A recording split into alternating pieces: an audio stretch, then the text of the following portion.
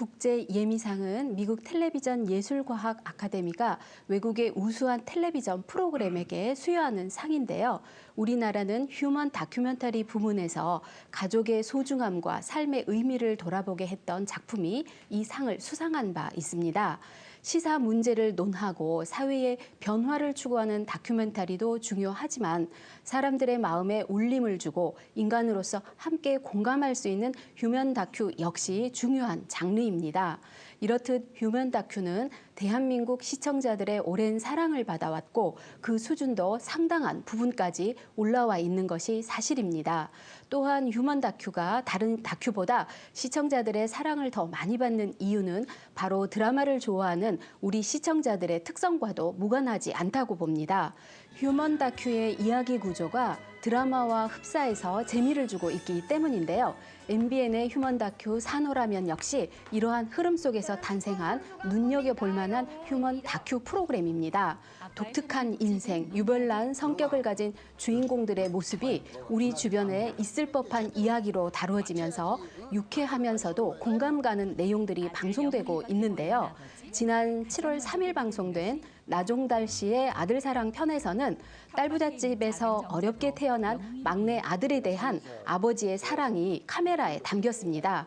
가수가 꾸민 첫째 딸과 개그맨이 꾸민 둘째 딸, 그리고 군기 반장인 셋째 딸보다 축구 선수를 꿈꾸는 막내 영웅이를 유별나게 사랑하는 못 말리는 아버지의 아들 사랑이 유쾌하게 그려졌는데요. 토끼가 새끼를 낳아 방치하는 에피소드를 넣어 인간의 자식 사랑과 비교한 부분이나 영웅이가 자신의 분신이라는 나종달 씨와는 달리 영웅이 어머니의 인터뷰를 빌어서 가부장제의 모순을 설명하는 부분은 연출의 힘을 보여주는 구성이어서 참신했습니다. 하지만 며칠 만에 갑작스럽게 아들 사랑이 가족 사랑으로 전환되는 모습은 다소 엉성하고 의도된 결말 같아서 아쉬웠습니다. 물론 노래를 하면서 가족 화합을 유도하는 모습이나 영웅이의 정자루가 가족 화합의 정자루로 바뀌는 모습이 표현된 것은 좋았지만 이보다는 딸들의 모습을 주변인이 아니라 더 세밀하고 진정성 있게 묘사했어야 한다는 생각입니다. 예를 들어서 가수 지망생 딸과 개그맨 지망생인 작은 딸이 자신의 꿈을 위해 노력하는 모습이라던가 셋째 딸의 학교 생활 등을 더 균형 있게 소개했더라면 21세기의 맹목적인 아들 사랑이 얼마나 시대착오적인 것인지 더 설득력 있게, 더 현실적으로 담아낼 수 있었을 것입니다. 7월 10일 방송된 뽕짝 한의사의 별난 생활 백서 편에서는 고수의 비법 황금알에서 독특한 캐릭터로 인기를 모으고 있는 한의사 김옥원 원장을 다루었습니다. 화면에서 보아왔던 친근함에다가 화려한 반짝이 의상을 차려입고 뽕짝을 부르면서 친근한 모습으로 환자들과 소통을 하거나 강연을 통해서 건강하게 사는 방법을 보여주는 등 근엄한 한의사가 아니라 다소 파격이랄 수 있는 모습까지 소개가 됐는데요. 그렇게 편안하게 환자에게 다가서는 모습이 무척 인상적이었습니다. 또한 요즘 세태와는 다르게 초등학생부터 대학생까지 4명의 자녀를 둔 아빠로서 일찍 일어나야 한다는 부지런함을 가르치고 이를 기반으로 해서 경제 교육까지 시키는 모습, 또 아버지가 물려주신 30년 된 선풍기를 사용하는 모습 등 검소하고 근면한 모습이 교육적인 측면까지 담고 있어서 역시 인상적이었습니다. 휴먼 다큐의 생명력은 잔잔한 감동에 있다고 생각이 듭니다. 이런 관점에서 볼 때 김옥원 한의사를 주인공으로 내세운 것은 진료에 대한 철학과 환자와의 소통의 중요성을 일깨우고 있어서 감동적이었습니다. 그러나 한편으로는 가족들이나 주변인들이 지나치게 갈등 구조 없이 순응하는 모습을 보였는데요. 이 부분만은 현실적이지 않아서 의아했습니다. 주인공과 아이들이 갈등하는 모습이나 자식들의 불만, 그리고 아내의 불만까지 함께 담아냈더라면 더 현실적이었을 거라는 생각입니다. 이처럼 휴먼 다큐 산호라면은 극적인 내용이 아니라 우리 주변에서 흔히 볼 수 있고 함께 살아가는 이웃들의 사연을 담고 있어서 부담 없이 시청할 수 있다는 장점이 있습니다. 또한 짜임새 있는 구성과 기술적인 완성도 역시 높습니다. 반면에 휴먼 다큐로서 더 생명력을 가지기 위해서는 주의할 점도 있는데요.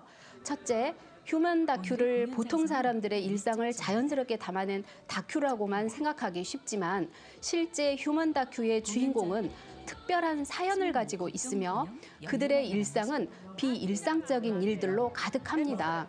이때 자신의 속내까지 보여주면서 촬영을 허락하는 데까지는 프라이버시를 침해하지 않을 정도로 제작진과의 인간적인 신뢰가 바탕이 되어야 합니다. 그리고 휴먼 다큐가 가진 에피소드는 위기 구조와 함께 이야기를 끌고 가는 힘이 있어야 합니다. 따라서 휴먼 다큐는 연출자와 출연자의 소통의 결과로 진실을 찾아가는 힘든 여정이 되기 쉽습니다. 이때에는 일정 정도의 시간이 필요하게 됩니다. 즉, 한 인간의 한 단면을 잘라서 성급히 촬영해서 보여주는 것이 아니라 깊이 있는 취재를 통해서 특별한 상황을 연출해내지 않고서도 진솔한 삶의 모습을 담기 위한 충분한 제작 기간을 가질 필요가 있습니다. 우리나라의 경우에 시간에 쫓겨서 급박하게 프로그램이 제작되는 경우가 많은데요. 이에 대한 개선이 필요하다는 생각입니다. 영국의 BBC의 경우에 디지털 전환을 앞두고 다큐멘터리 팀을 별도의 조직으로 개편해서 우수한 다큐멘터리들을 제작하고 콘텐츠로 확보했던 것과 같이 VJ나 시청자들을 참여시키는 방안으로 제작 인력의 확대를 꾀할 필요가 있다는 생각입니다. 둘째는 삶에 대한 시각은 하나의 잣대로 측량할 수 없을 만큼 사람의 수만큼 다양하다고 봅니다. 이는 휴먼 다큐의 소재가 무궁무진하다는 것과 같은 의미인데요. 따라서 다양한 주인공의 사연을 소개하고 제작진의 시각에서 벗어나서 주인공들이 스스로 말하도록 하는 구성을 개발할 필요가 있습니다. 지나치게 보수적인 결론을 유도하는 소재보다는 다양성을 가지고 시청자 스스로 판단할 수 있는 이른바 열린 이야기 구조를 가졌으면 합니다. 따라서 어떤 주인공을 선택해서 그의 어떤 면을 어떻게 접근하느냐가 휴먼 다큐 프로그램의 성공의 관건이자 가장 고민스러운 숙제가 될 것입니다. 마지막으로 휴먼 다큐 주인공을 미화하거나 포장하는 일들은 없어야 한다는 생각입니다. 특히 주인공이 연예인이거나 사회적으로 논란에 선 인물 그리고 정치인 등이라면 더욱 그런데요.